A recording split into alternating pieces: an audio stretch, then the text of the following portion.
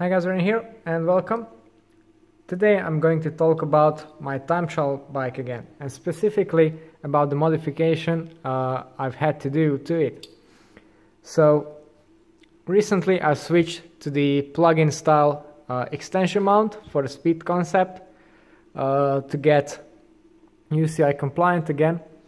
And the problem with that is it puts your extensions way over the front of the bike, and that makes it very hard to fit into the extension length rule. And I was using the long front end for this bike, so this is the lowest and longest stem option that they have. And even though it was a size small frame, I was right on the edge of the UCI length limit, even with the extensions tucked all the way in. And that's not ideal, because in January I'm going to do some aero testing, and for that I want to have my position as adjustable as possible. And it just wasn't like that. So my solution here is to change the stem from the long flat one to the short one. It has the same stack, so basically zero stack, but it's much shorter, as you can see. If I put it in the same spot, it takes away around 3 or 4 centimeters of reach, which also puts your base bar in a closer position, but more importantly the whole pad assembly. And that comes in handy, because this way now I have some actual adjustment range that I can use to move my extensions around a little bit, and also my pads. Another thing I got for my pads is a set of these riser spacers, and also some longer screws, obviously, so I don't break it.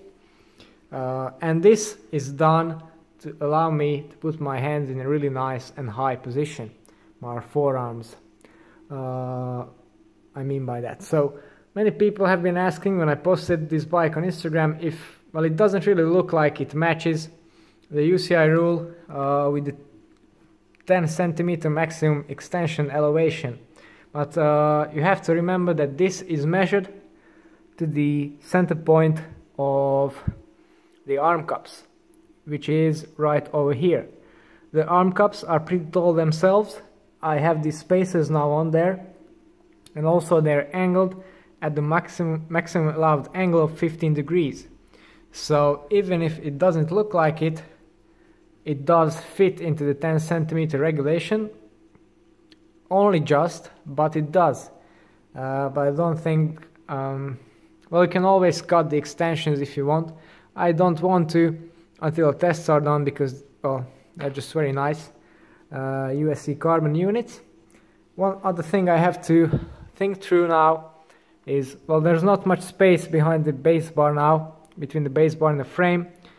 So the big bulky blip box needs to go somewhere with all the excess cable that I have here. But again, I don't really want to mess around with that and find a solution that's not really adjustable until my position is dialed. So these are the modifications that I had to make.